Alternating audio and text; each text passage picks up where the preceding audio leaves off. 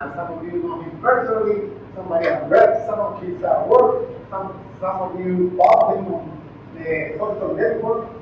He's the director of one of the most important academic journals in Cuba, the Revista Temas, or the Tema Journal, and also he is one of the main coordinators of the discussion, debates, exercises that have been done in Cuba for the several years, monthly, except in the last 2 years he's been doing this virtually online using the Telegram app. Remember Telegram? One of the few social networks that is being used, that the servers are now in the United States.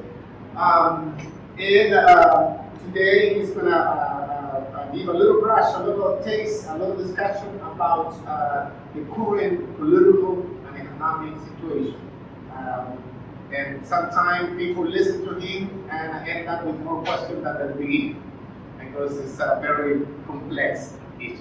Doctor Rafael, muchas gracias por estar ahí.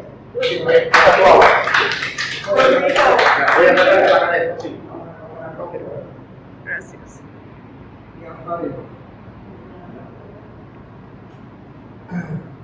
Well, I try to basically present a view about the context. I think what is most difficult to understand from afar is the context. If you don't get the context, it is difficult to understand events. So, before getting into a specific analysis of a specific event, I would like to have a general picture. Many of these things, many of these pictures of the context, you must know. But I want to put all that together only to stress the complexity of the current situation. Yes, we have always been in a transition. This is a new one, which means that the previous transitions are useful, but the previous transitions don't explain what is going on, because the changes that are taking place are total changes, are not just about an area. This is not economic reforms, this is not generational changes, this is not demographic changes, just that. This is more than that. It is a new dynamic. And it is difficult to understand the new dynamic unless we understand the many factors influencing this dynamic. And I use the concept matrix, which is basically a mathematical concept, just to make clear that there's no one factor that are determining other events, or one main factor. No, there are a few factors that are interacting. So interaction among these factors is basically what I would like to portray as the Cuban social, political, economic, psychological context. So this is the matrix, basically. This is factors that are independent factors, but are interacting with each other.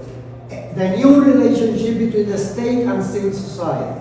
We have always had a civil society, and we have always had a state. But the state is evolving, and civil society has evolved dramatically in the last 25 years. A new social structure.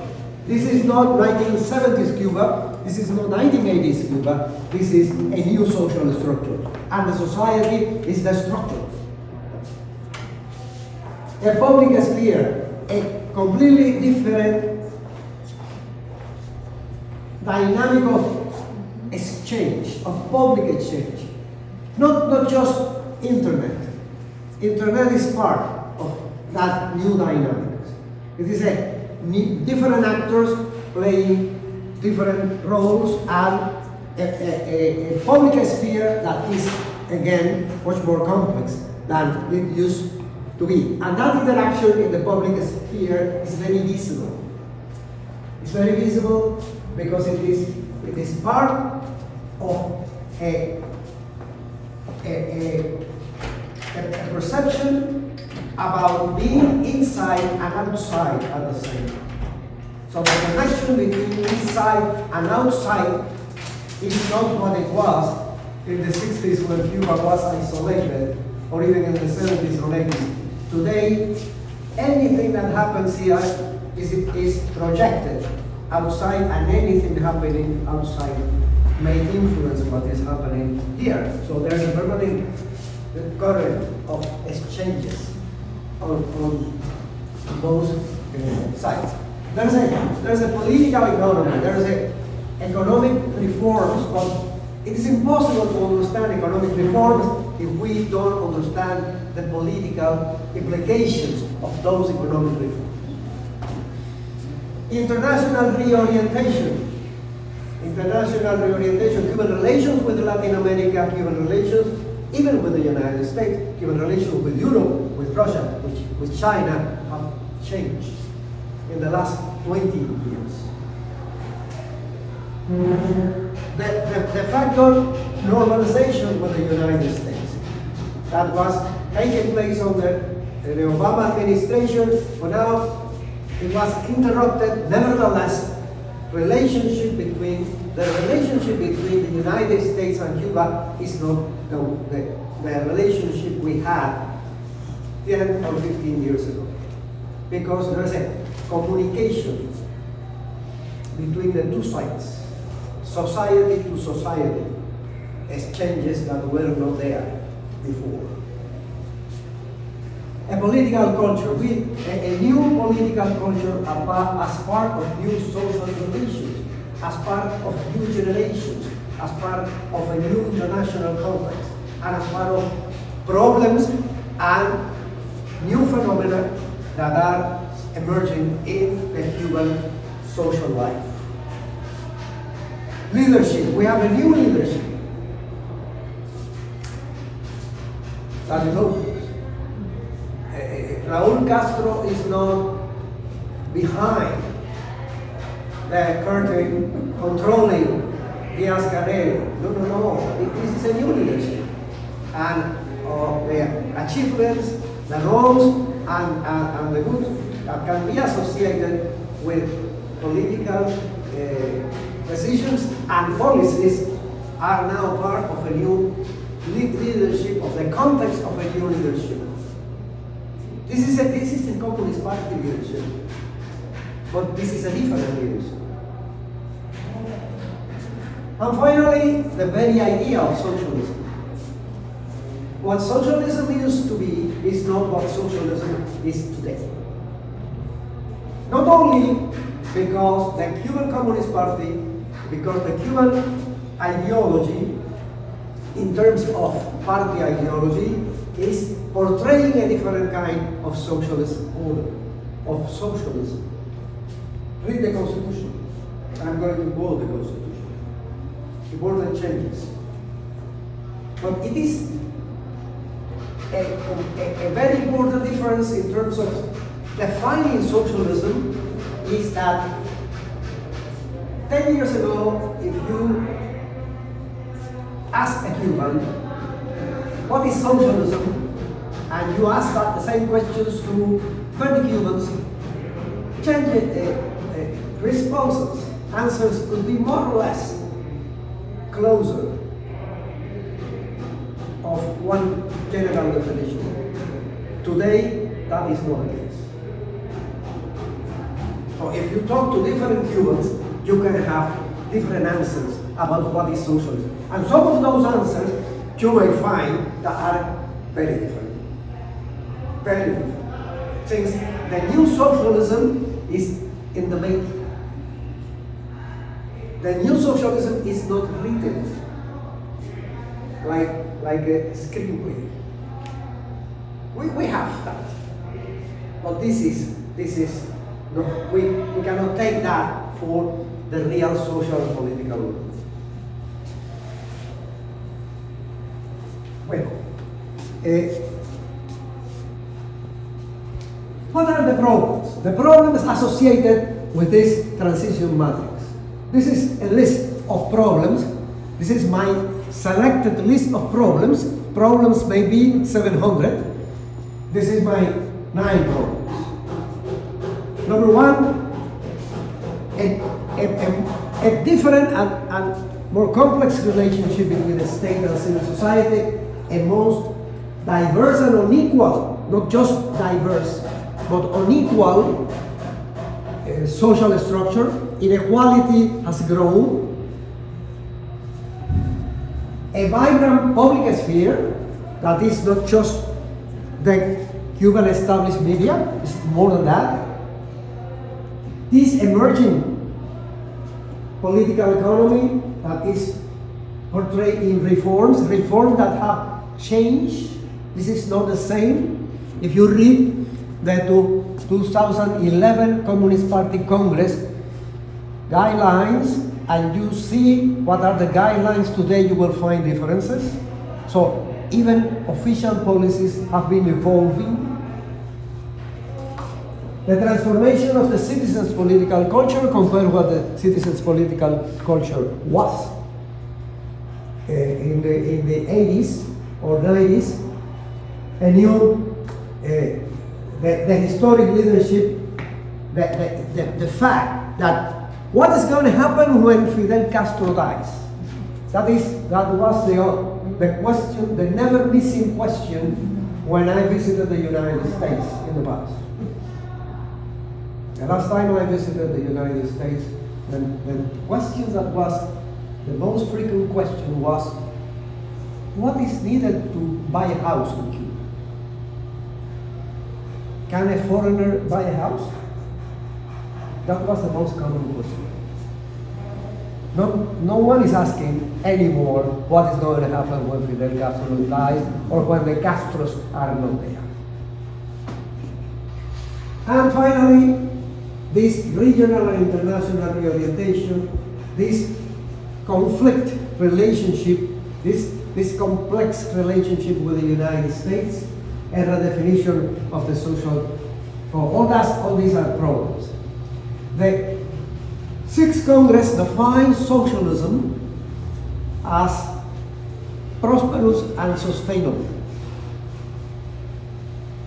Prosperity meaning a higher standard of living, because that is a socialist promise. Sometimes the definition of Cuban socialism is an ideological goal, which is to reach communism and a society where equality, freedom, democracy, etc. But the first socialist promise in 1959 was a higher standard of living for everyone. We cannot live that without. Unsustainable because, of course, this is a new concept. In 1960s, 1970s, no one talked about the sustainable. Now, sustainable has a clear meaning. This is part of the balance, not only with the natural environment, but with the rest of the world. The Seventh Congress made two additions to the definition of the socialist system. This is the Communist Party Congress definitions. Not just sustainable and prosperous, but sovereign and independent, which is clear, and democratic. And there was a debate within the Seventh Party Congress. There was a debate that was shown on Cuban TV about that addition, democratic, and it was an addition. Which means that we need to fight for that. We need to fight for prosperity, we need to fight for sustainability, we need to fight for democracy. We are not satisfied. We are not okay with all that. Well, let me get down to specific problems. This is again a group of problems. This is my group of problems. This is just 5 problems. Number 1, problems as deficits in the socialist model we have had so far. Problems meaning that, deficits. Hypercentralization. Ask me what is the most critical deficit in Cuban socialist model. Hypercentralization.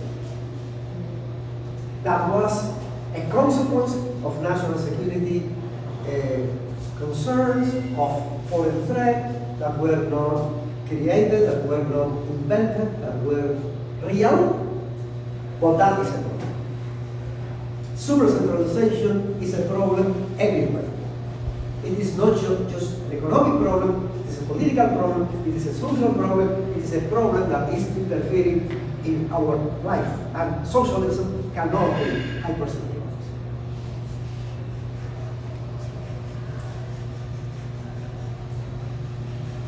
A huge state. A state that is taking care of everything.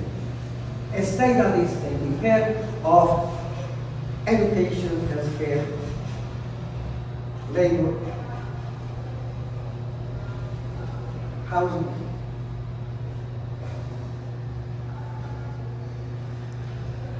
power supply, water supply, highways, infrastructure, pizzas and hamburgers. So if the state gets to pizzas and hamburgers, that is overextended. It is not necessary. It is not efficient. It is not. There's nothing that demonstrates that the state may be the one that produces pizzas and hamburgers and many other things. Socialism is not questioned if you have something that a sector that is not a state. This is not a super state. Because we have a huge state, we have not always very good pizzas and hamburgers, we have also a huge bureaucracy. Because you need administrative structures that have to take care of pizzas and hamburgers. So you need an army of bureaucrats. Bureaucratization is part of our deficits. At the same time, we have decreasing participation. Compared to other countries in this hemisphere, compared to the United States, compared to Canada, compared to Mexico, compared to Argentina, Cuba has a very high citizen participation. Not only electoral vote, no? High percentage of people that vote. 86% Cubans voted for the Constitution. 94% of Cubans vote for the National Assembly members. A high percentage of participation in every organization, trade unions, popular power, schools, healthcare, community life. But compared with the rest of the Americas, Cuba has a very high participation in Cuban institutions. But compared with ourselves, 30 years ago, participation is declining. Everywhere. Everywhere. Youth organizations, Communist Party, trade unions, community organizations, women's organizations, is declining. Still high, but declining. So that is a problem. A limited power of representative organs. We have popular power, direct elections. People vote for their representative to the municipal assembly, to the national assembly, great. But how powerful are those representative organs? How powerful is the popular power in a municipality? How powerful is the popular power, the National Assembly? How powerful is the National Assembly in making decisions about political problems, political issues, about legislation, about approving law? Not enough. Not enough. And finally, corruption. According to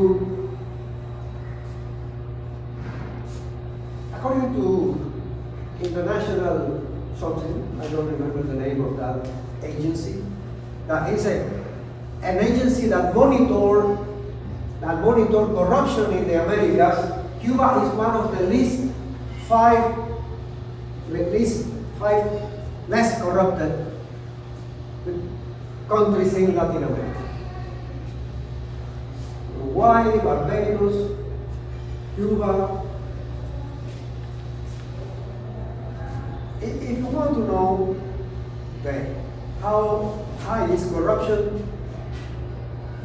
if you compare with Latin America, you may not have a clear idea of to what extent corruption is a problem. Compared with Latin America, we are much better. Compared with ourselves, we have a problem. We have more corruption than we had 25 years ago.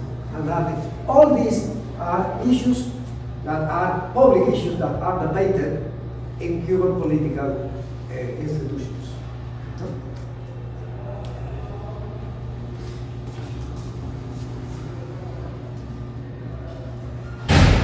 Income versus cost of living. If you ask an ordinary Cuban what is the most critical economic problem, the most critical economic problem is that. Is the mismatch. We have had a substantial salary rise last year. Nevertheless, we still have that mismatch. Today, inflation is a critical problem. And inflation since last year is counterbalancing salaries, and that is this is an issue. Perhaps one of the three critical issues that are debated in Cuba today that are sources of concern.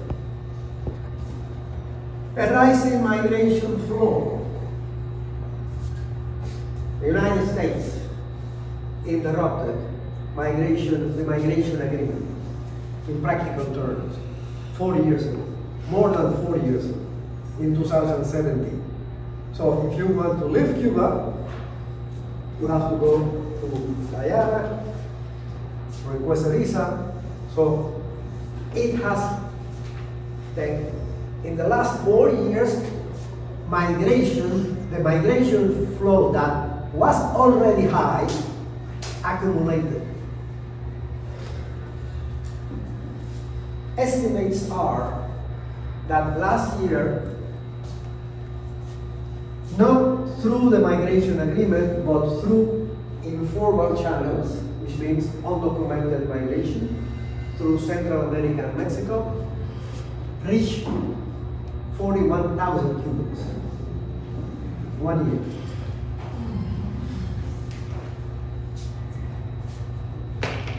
In the critical economic situation we are now, and in the accumulated situation created by the interruption of the migration agreement, of course, there is a huge accumulated migration potential that just is getting into the United States because the United States policy stopped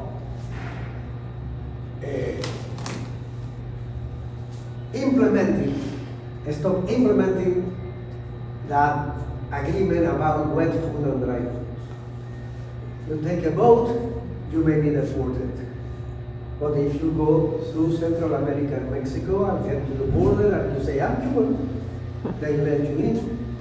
They give you one new category and you may be submitted to the decision of the court. But they let you in. And all Cubans know that.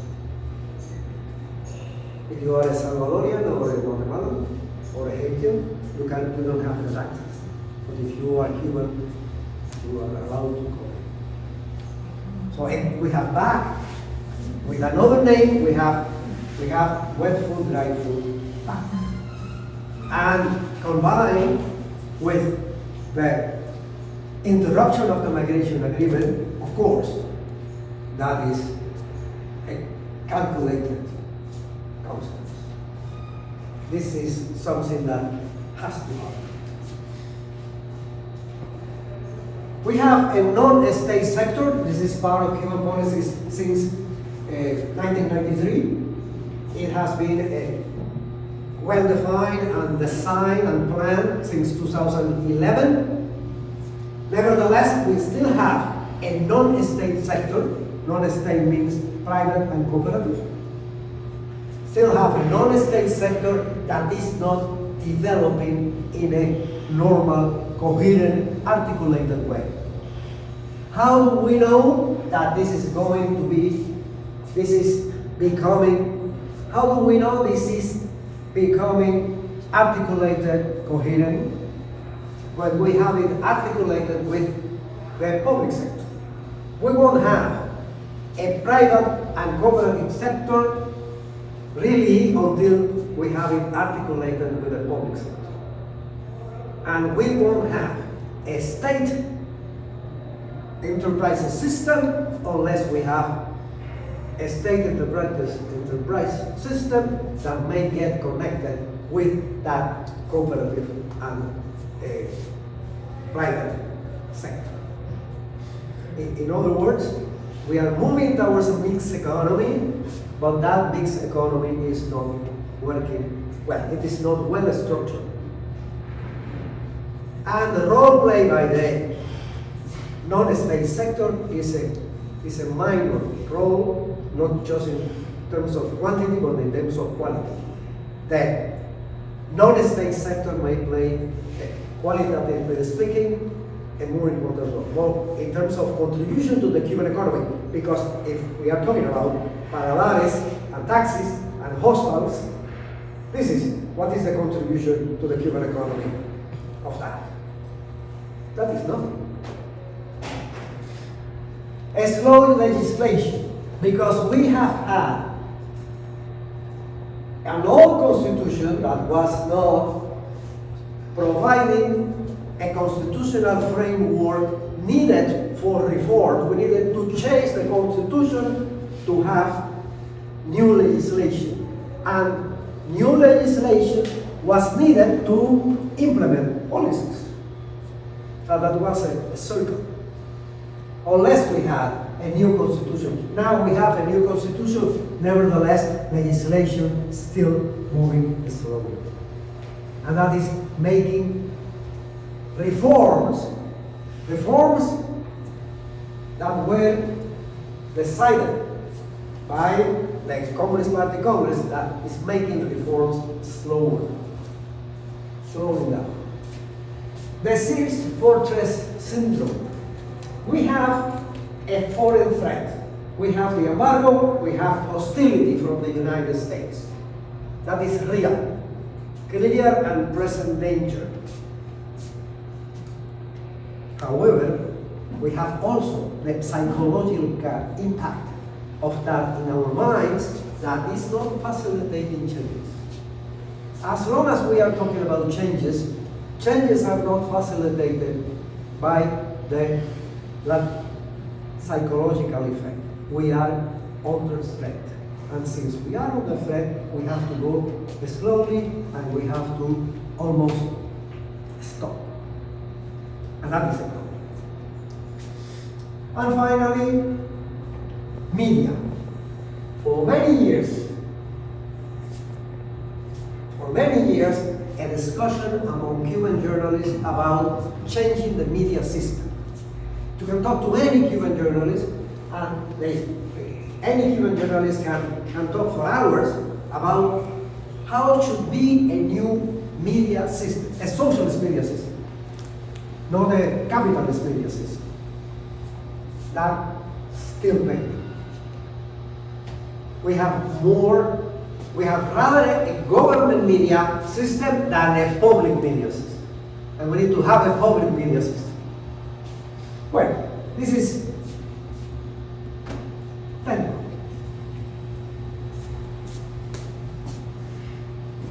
We have a scarcity of food, but we don't have a scarcity of problems. Well, you know, this is Raúl Castro was in charge of starting in 2011 policies that were approved by the Communist Party Congress in 2011 and reapproved in 2016 and reapproved in 2021. So, those policies are important policies. Strategic policies, as particularly if as long as those policies are implemented. Number one, decentralize. When you hear about reforms in Cuba, the first reform is private sector. The key strategic changes are about decentralization. And you can read about decentralization since the Six-Party Congress. That is a motto, that is a permanent leitmotif in all party documents. Decentralization. Without decentralization, reforms won't succeed. Remember hypercentralization? Well, decentralization is the opposite. After so many years of hypercentralization, it is difficult to decentralize. Decentralization is about releasing power to the local level, facilitating to the local level to make decisions without asking questions and asking permission to the central level. It is easy to say. It is very difficult to implement. It is about power. Redistribution of power.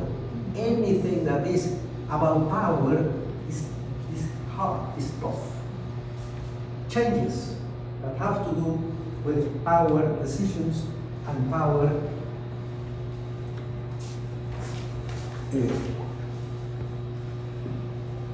and power distribution are difficult. Expand the non-state sector. Well, the Cuban agriculture, the Cuban agricultural production is basically non-state. Most land, most productive land in Cuba is not under state hands, it's under private hands, cooperatives, and private. The private sector, the so-called trabajo por cuenta propia, self-employed. Well, for years, the question of passing from trabajo por cuenta propia, like paladares, hostels, taxis, etc., to expand that to a more articulated non-state sector with cooperatives. Not just private enterprises, micro and mini and medium-sized enterprises, but cooperatives. Is anything more socialist than a cooperative? Well, difficult. It's been hard. And then the question of the rule of law, as I said, was depending on having a new constitutional framework, improve the popular power role, reform state enterprises. We have been talking about reforming state enterprises for decades, since the early 90s. And we are in 2022, still don't have reform state enterprises, which means basically more autonomous state, public sector. We are not talking about private sector. We are talking about state. We are talking about making state companies, public companies, in terms of a public sector. That is still not yet with us. Cooperative in the rural areas, agricultural cooperative, we have. Non-agricultural cooperative, it is easier to get a license to have a private business than to get a license to have a cooperative, which is a little bit strange. We have more private business than cooperatives. That incoherence is also influencing our life. Well, and then we have a constitutional reform which created a new framework. Well, you must know that we have that constitution. That constitution was publicly debated. More than 4 million Cubans participated in that debate. You know that the most controversial issues were not about private property, but about something else. For instance, what we call here egalitarian marriage, same-sex marriage. We are right now, we're visiting Cuba in a minute in which the family code is in the process of being debated. The family code is not just about egalitarian marriage. It's not about same-sex marriage, but about 6 different kinds of families that's legally recognized. Different kind of families, not just one. And it's portraying, those 7 categories are portraying the real Cuban society, the real families, the families that are around us. To have a law, a family code that is mirroring the Cuban society and is making the Cuban society real and legally speaking. And of course, there's public debate talking about freedom of expression. This is more critical, and public debate about that, not just about same-sex marriage, but about the rights of children, etc., etc. We have to read the family code. Well, that was debated. It was also very debated the question of presidential term, because the constitutional draft was defining that presidential terms should be 2 5-year terms, and that's it. Ciao. After 2 5 years, finito. And 60 years old as the maximum age to be elected as president. Oh, that is too young. Why not 70 or 70, 74? I'm 74. Why I cannot be elected president? Well, some other concerns were about the duty of work. Some consultations show that a lot of people believe that the Constitution should dictate that it was a duty that every citizen, no matter what citizen, what conditions, should work. Because this is a socialist society. These changes were not made. The Cuban Constitution says that after 2 5-year terms, this is over. And that if you are more than 60 years old, you are not going to be the president. And number two, the duty of work. Work is a value in the social system, but you don't need to have that as a dictate of the Constitution, that you have to work no matter what. So they didn't adopt that.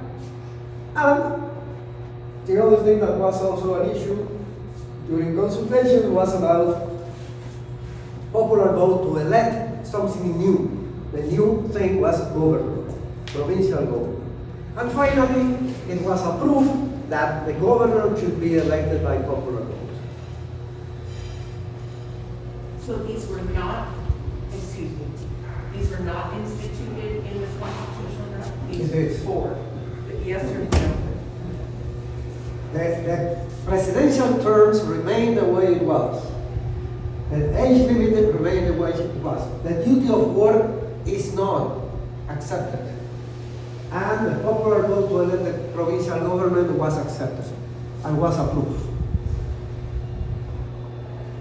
Then, this new constitution, what is new in the new constitution? There are many things that are new. But let me talk about a few, just a few, and I'm going to end after this. Everything, this in bold letters, is new. What is new is based on the rule of law and democracy.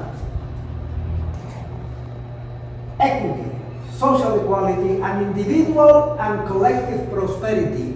In other words, individual prosperity, individual wealth is constitutionally accepted. Article number 1. Private. Private means of productions were only family means of production. Family business. That was the 1976 Constitution, as reformed in 1992, same thing. Now, the definition of means of production, private means of production, is the one that is exercised in accordance with established law. So anything may be private in terms of this. What cannot be private? What cannot be? What is state property is land, water, mine, subsoil, a list of things that cannot be privatized. Land. Land, the only way to be the owner of a piece of land is that you have a title and your children inherit that land. You cannot sell that land to anyone else. Now, it was changed to regulated by a special regime that is not there yet. And its sale can only be done with a limitation established by law. But it is admitting that land may be sold and bought. Concentration of property is regulated by the state that guarantees an increasingly just redistribution of wealth. So it is limited. Concentration of poverty is limited. So you can be wealthy, but you cannot have a bunch of property. You cannot own 3 farms.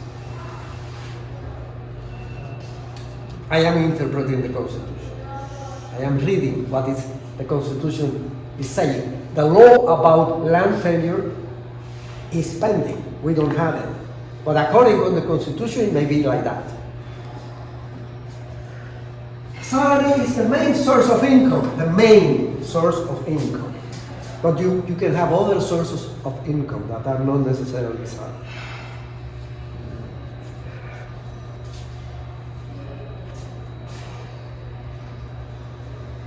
All the changes, Presidential National Assembly is the President of the Council of State, President of the Republic, we didn't have that, is the head of a state, and the Prime Minister is the head of government.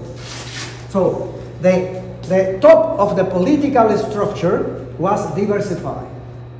Fidel Castro, to use an example known to everybody, was the President of the Council of State, the President of the Council of Ministers, because the President of the Council of State and the Council of Ministers was the same person. And General Secretary of the Communist Party was a separate position. Now we have the President of the National Assembly, which is the President of the Council of State. We have now the President of the Republic, different position. We have the Prime Minister like in France. A different position, and the General Secretary of the Communist Party, of course, is a separate position. So we can have 4 different guys in each one of these positions. Right now, after the last Congress, Miguel Díaz-Canel, who is the president, became the first secretary of the Communist Party, but that is contingent. He doesn't have to be the president, the general secretary of the Communist Party. So he may not be the president and continue as the general secretary of the Communist Party for a certain amount of time, according to the party regulation. And also this governor elected. Well, individual and collective rights were expanded in this new constitution, were most elaborated, including if you are arrested, you have the right to have a lawyer as soon as you are arrested. Habeas corpus, you cannot stay in prison for so many days without having an attorney with you. Freedom to enter and leave the national territory and change residence. We have a migration law that was approved in 2013. According to the new migration law, you can leave and return, leave and return. You don't live forever, as in the past. But now the Constitution says, not the migration law, the Constitution says that you have the right to live and return. Live and return. There's no restrictions about that. So you don't leave Cuba for good, unless it is your choice. But there's no regulation that dictates that if you leave Cuba for 11 months, you cannot return, as it was before 2013. Recognizes the freedom of the press for citizens. The fundamental means of social communication in any medium are state-owned. So if we take that literally, if the fundamental means of communication are state-owned, the non-fundamental means of communication may be private.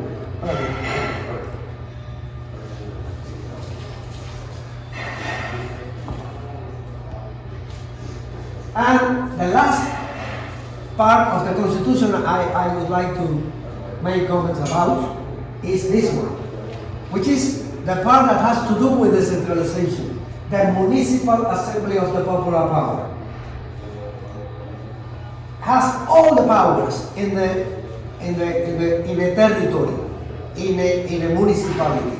All the powers are concentrated in the assembly, the municipal assembly, elected by people who live, by citizens of that city or town. The plan of the economy, the budget, the control, economic activities, production and services, health, welfare, prevention and social care, environmental protection, everything. The new foreign investment laws are giving to the municipal level a decision power about investments, foreign investments in the territory. That has to be more elaborated, but this is part of what is considered.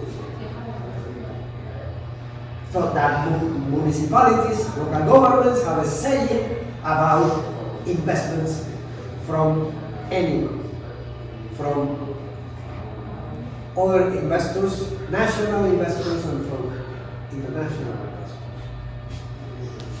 All right, that's it.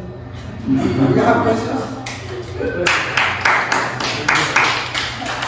I am sure that you have now a much more blurred and confused view about Cuba. That was exactly my intention. Yes.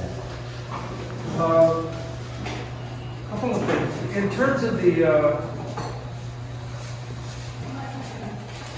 structure and power and decision making, what is the relationship with the provincial governors and the municipalities?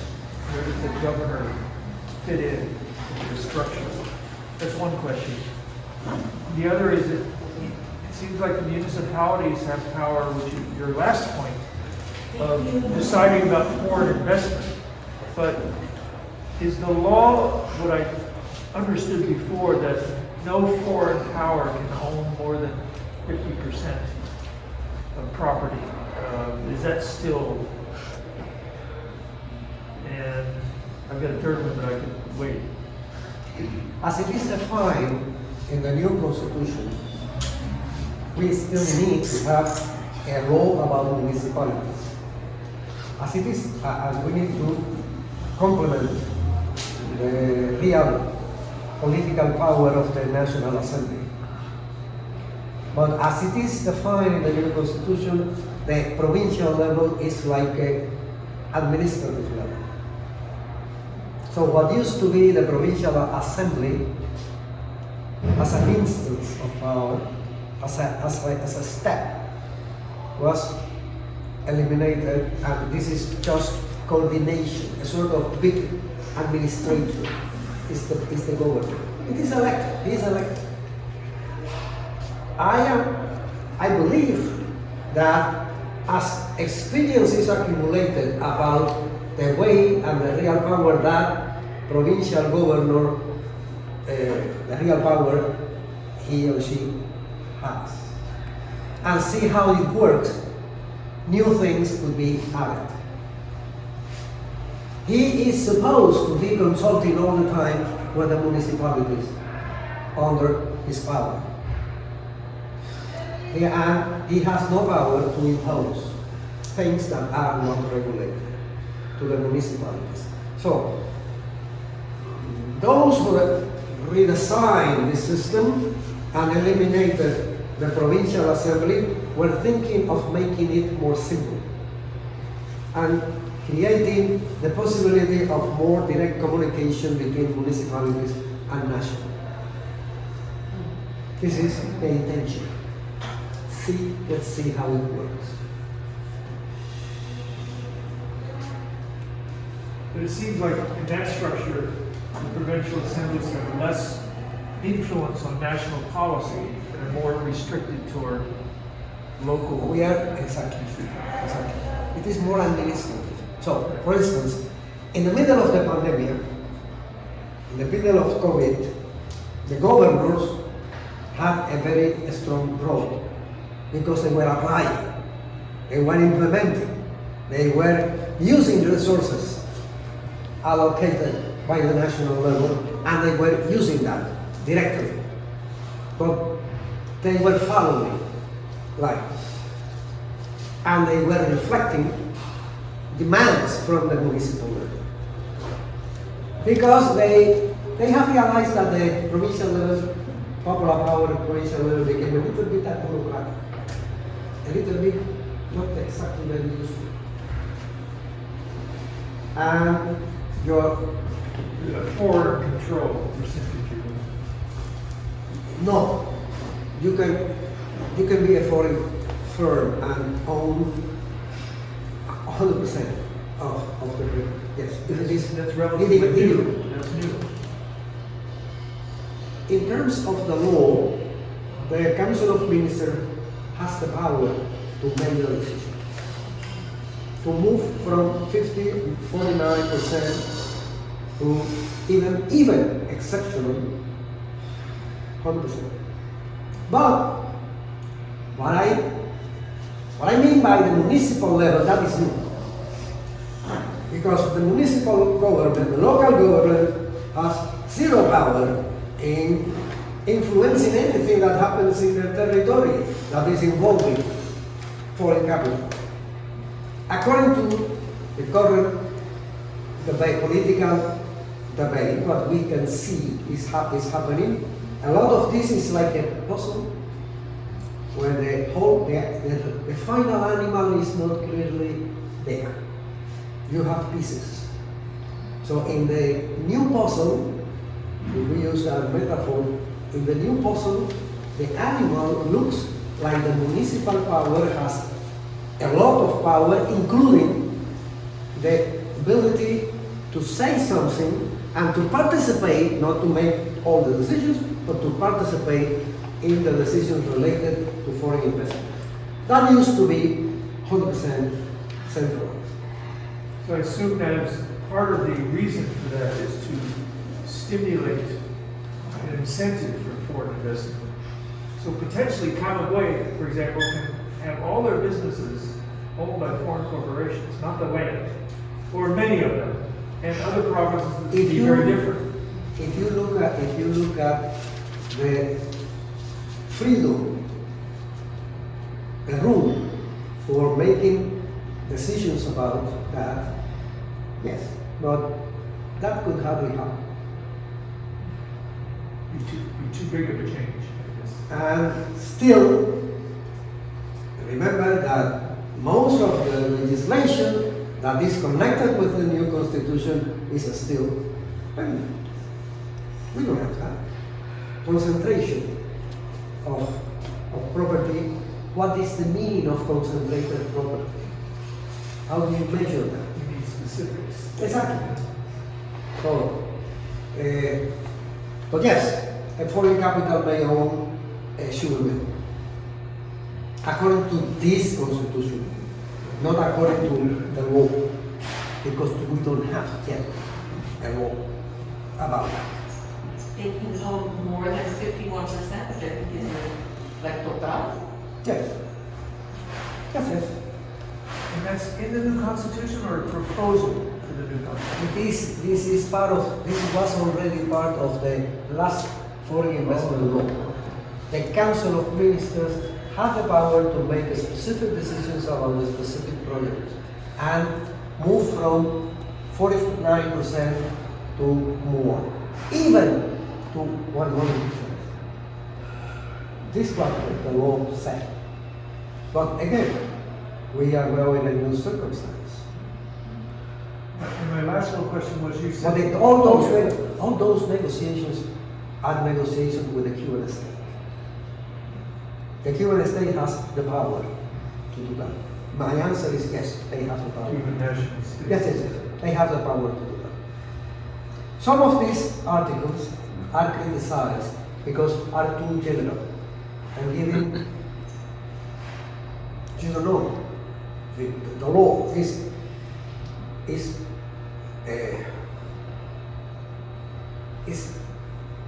postponing a definition to the moment in which a law is approved. Perhaps because those who were drafting the Constitution didn't agree. The dilemma for me was to compare what is the Constitution and what is a law. Exactly. And how one affects the other. I made an example. I did it on purpose. According to the Constitution, it is legal, it will be legal as long as the law says that. According to the Constitution, I could own a private media. Because as long as it is not a fundamental media, as long as it is not a TV network, as long as it is not a paper, I could have an electronic, small paper. According to the Constitution, that may be legal. I don't mean they are going to approve it. I mean that it is constitutional approved. Yes. maybe related a little bit, but could you talk a little bit about the judicial system? Whether there's a constitutional court that resolves some of these disputes, or is there a Supreme Court that? Well,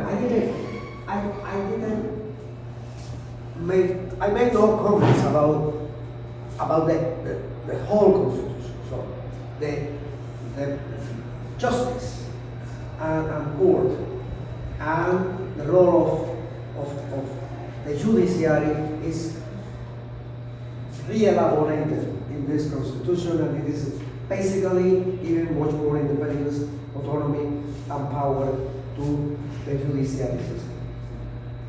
The judiciary, like the executive branch, are subordinated to the National Assembly. Well, nevertheless, the Constitution and the laws that are to be produced, that are to be issued under this new Constitution may give a more independence and autonomy to the judiciary that it has ever had.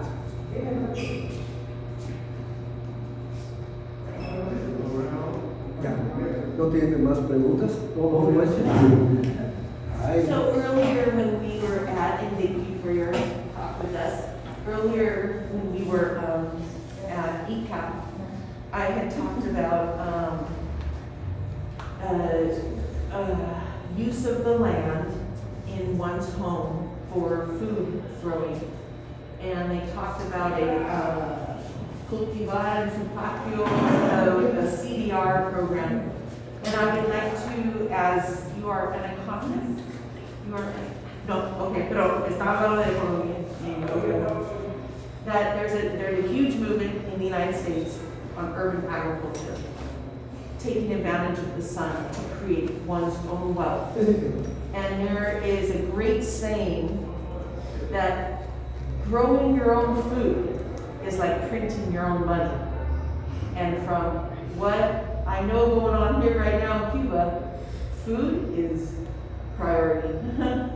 And I just would like to just keep bringing that up to people, the importance of really promoting that here, because I've been here a lot of times and you see the organiconicos, but you do not have the culture of on your land, especially in the city, do it in your patio. And I hope that's supported and continues to grow. Because of the special period, there was a boom in urban agriculture. So we discovered urban agriculture. As a consequence of the new policy about stimulating agricultural production, pieces of land were leased to private people, not just cooperative, but individuals. But the vast majority of that land that is leased is the land around cities. So there's a lot of wasteland far away. So as long as we don't have the capacity to attract urban people or rural people to work that land, that huge amount of land still waste, agricultural production won't supply the necessities of demand. It is great to have urban agriculture, but urban agriculture is not going to replace, has no capacity to replace the rural agriculture, and the main goal is to create an environment in the countryside that make people willing to go beyond areas around the cities. That has happened.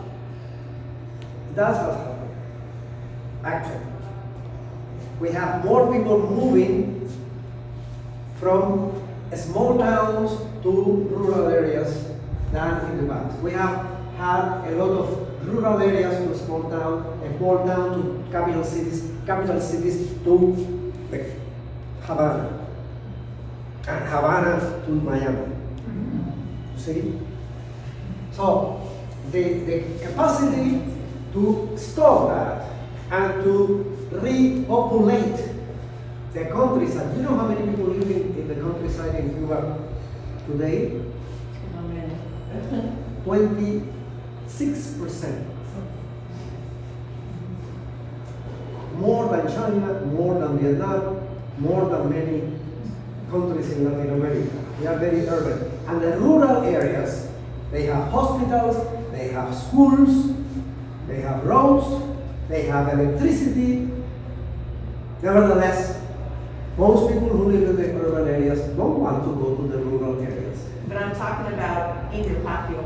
I Talking about land know you are in the talking city. about the patio, but the Yes. patio is people's business. The CDRs are not going to tell people Yeah. what they should do with their patios.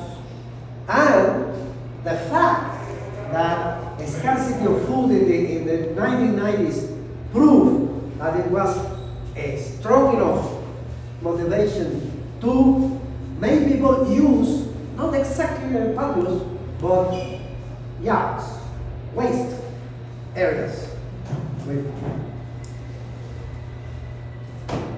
A building here, there's an area with trees, and they start to plant there.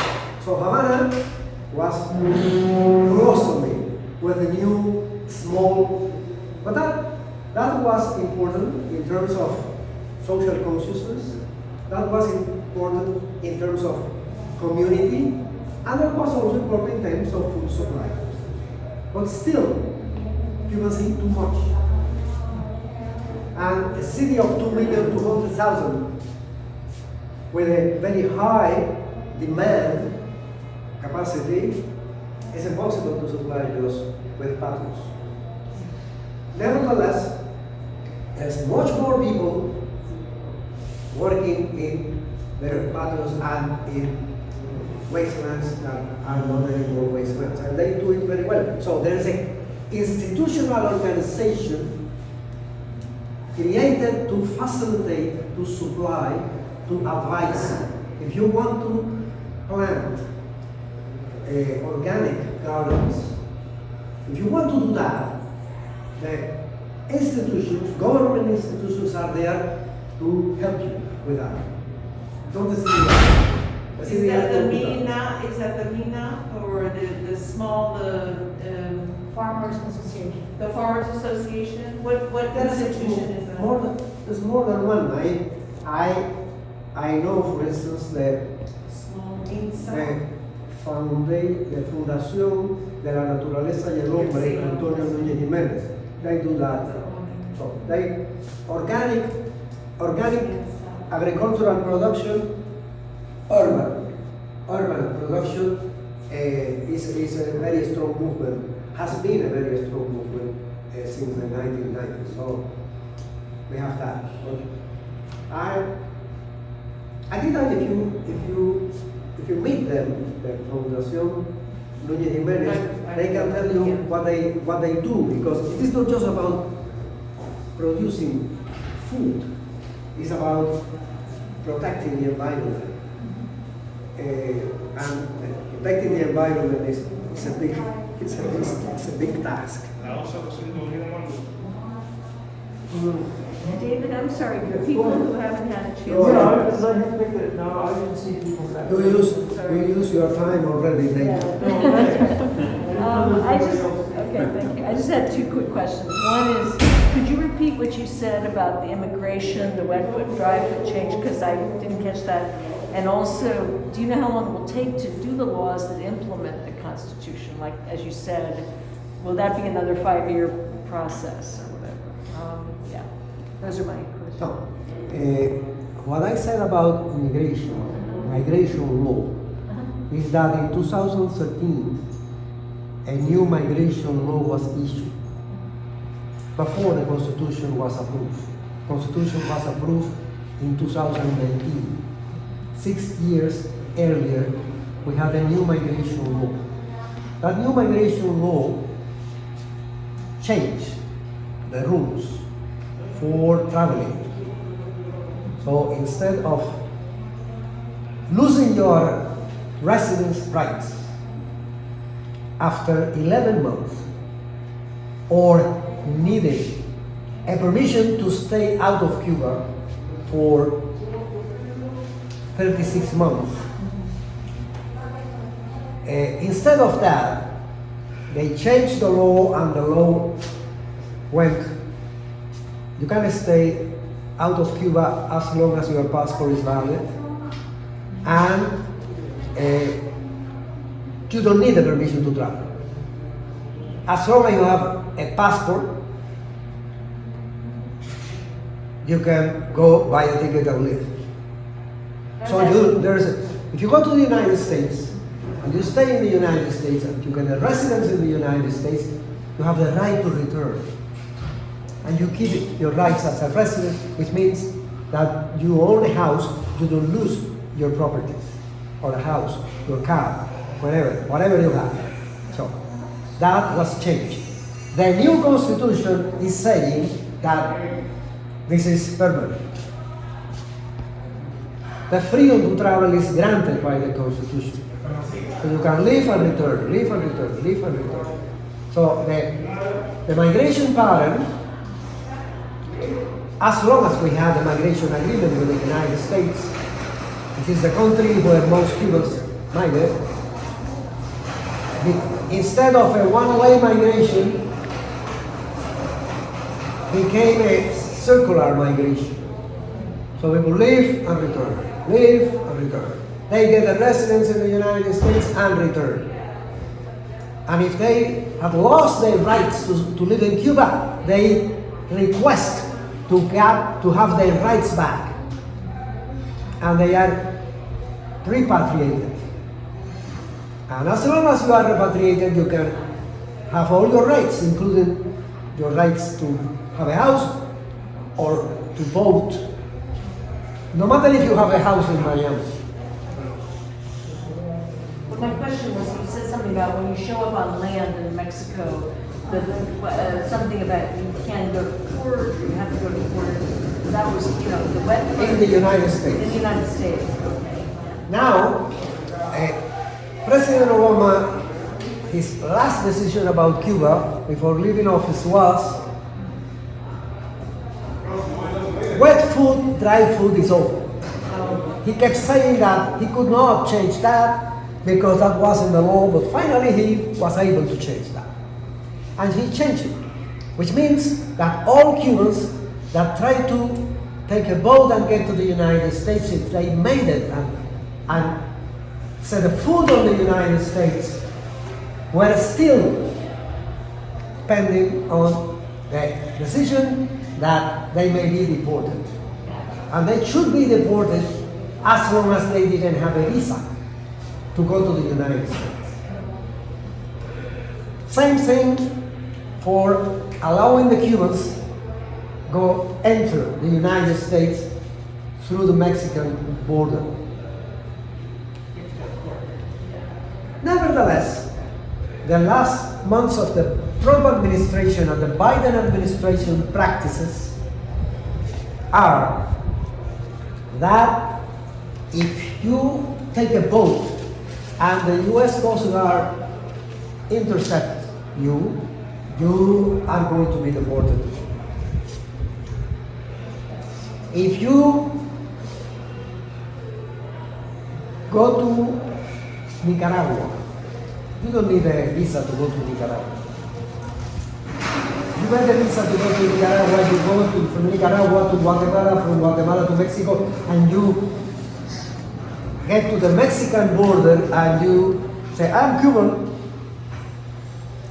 The migration police let you in. Perhaps they put you on electronic thing in your ankle, or perhaps they tell you you are submitted to the decision of a court. But once you are admitted, the court, chances are that the court follow the Cuban Adjustment Act, 1966, which is, they are persecuted, they are repressed, they are refugees, they are repressed by communism. So I may get to the United States through the Mexican border, and when I have my court session, I may say, I was part of the July 11 demonstrations and I was beaten by the police. My house is surrounded by the security, by the state security, so I am afraid of returning to Cuba. So if you deport me to Cuba, I'll be put in jail. So they're asylum. Do you think that an American court is going to deport that person? So in practical terms, it means that 41,000 Cubans, according to American statistics, were allowed that way. They may be swimming through the river or passing through a tunnel like the narcos, or just walking through the bridge in Tijuana, whatever. If you are Cuban, the migration authorities are going to let you in. So they have the power to make that decision. And the practice is that most Cubans are not confined. Some of them may be, well, stay in Mexico, we are going to check. But most of them, depending on the decision of the migration authority, are allowed to get in. So Cubans know that. You know, they know that. They are very well informed. They have WhatsApp. Thank you very much. Thank you for your time. Okay, last question, David. Go. Anybody else? Sorry for not Go ahead. coming around. No, I'm sorry. No, Joey, David, he has one. One of the avalanches of lies that we've been getting in the United States this year is about July 11th protesters being their treatment in the legal system. Right after July 11th, they even talked about people were being disappeared, which to me as an activist, it conjures up an image of like Central America, where the El Salvadoran government murdered tens of thousands of people, and they would call it disappeared, which was not, none of that was going on in Cuba. But could you clarify, maybe if you know these things, how many people were arrested and how many have been tried? And another thing they say is that they're being given these long sentences, and 760 something people were arrested. Some of them are charged with sedition. Sedition. Sedition is a serious crime. Those who are charged with sedition may have gotten sentences like 15 years. Nevertheless, information about the 760 cases is not available yet. Just global figures. So I cannot answer your question with more clear and distinct definition of what is happening with the trials.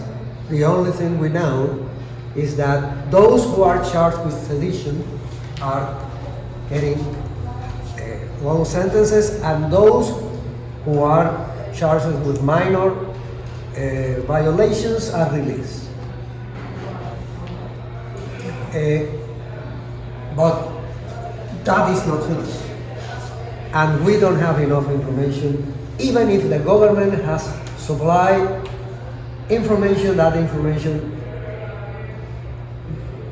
information is not enough to answer your question. So we have a problem there. The government is sending a clear signal. We will not allow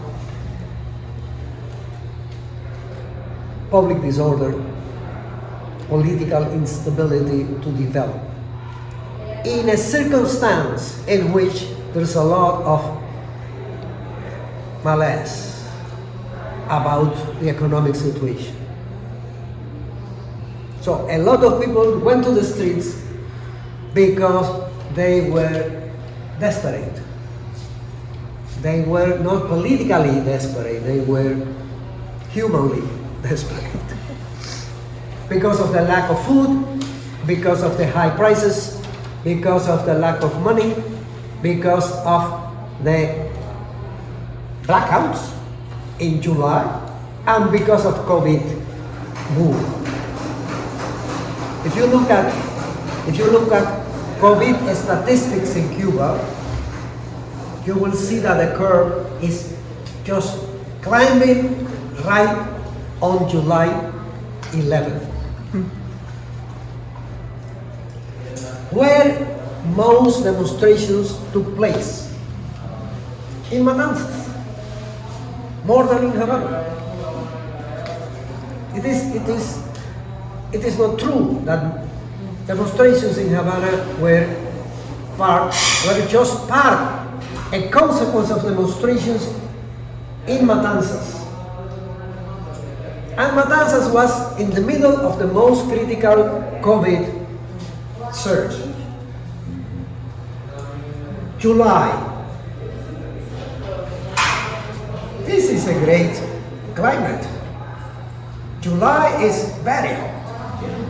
No electricity, no electric fans. You are suffering because of the heat. That was the last drop. COVID and blackouts. In Havana, demonstrations were not, at the beginning we didn't have demonstrations in Havana. We had no blackouts in Havana in June, July. We had demonstrations in places like San Antonio de los Baños, was the first demonstration that was more or less peaceful demonstration, and in Cárdenas. 43 stores were assaulted, were attacked. In Cárdenas, Colón, and other Matanzas towns. Why? In Havana, demonstrations started 4 hours later. Demonstrations started at 11 a.m. And in Havana, demonstrations started only after the president talked on Cuban TV. 4 hours later. In Havana, a lot of irritation, a lot of people were upset, but demonstrations were not started here.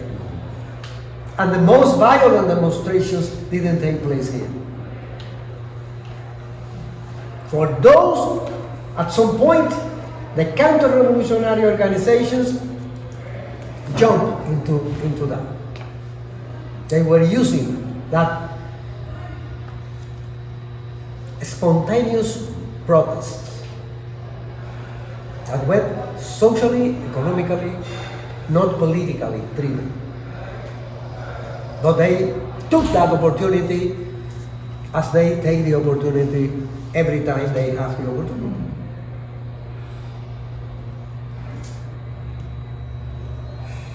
But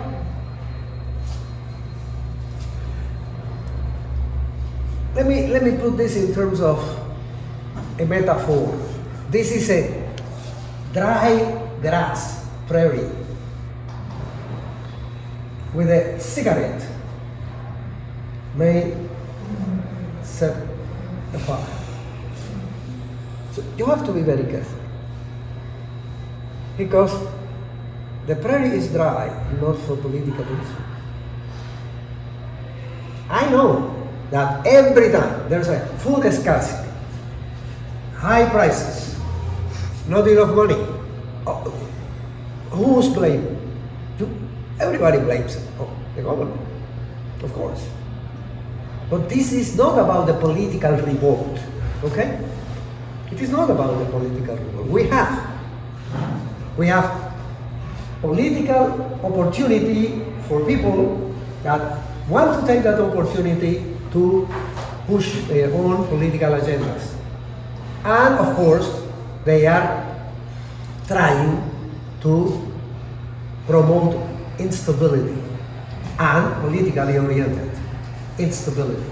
And that is what is called sedition. The people taking money from the U.S. So, government.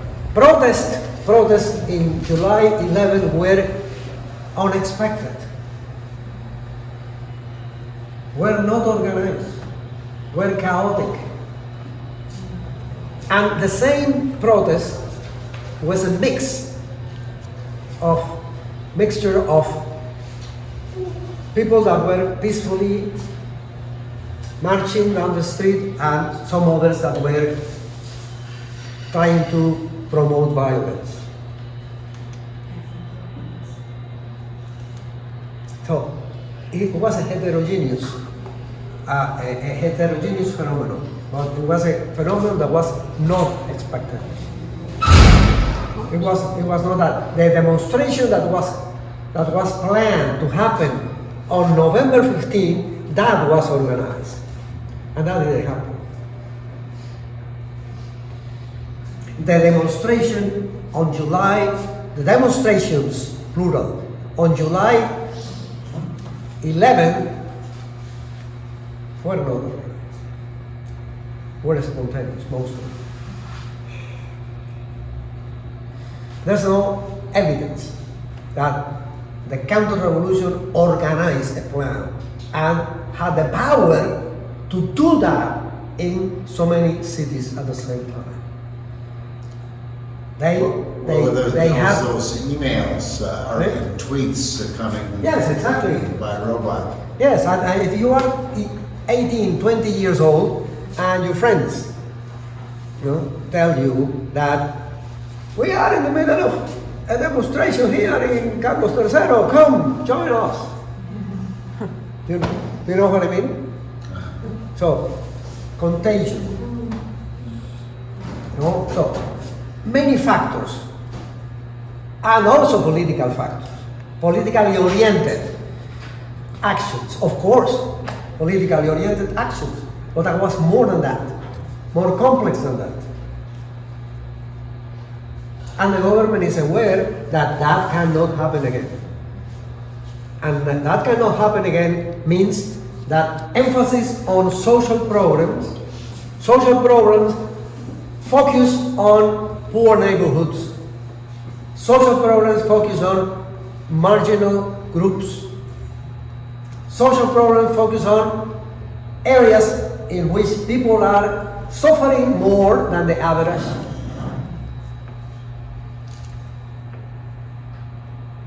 So that reactivated those social programs. After July 11, you had the government more focused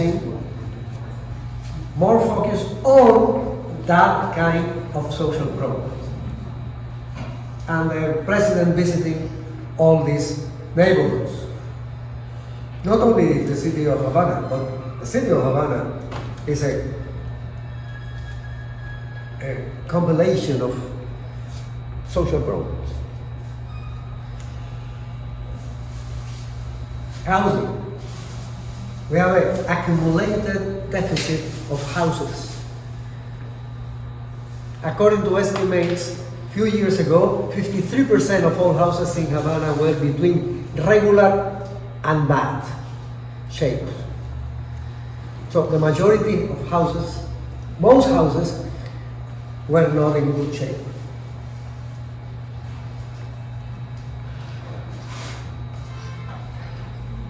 So, poverty and marginality are social problems that demand a focused policies, not a general social policy, but a focused social policies. So these are our problems. The good news is that the government is aware of that. And this is a priority for the government. Well, okay. Thank you very much.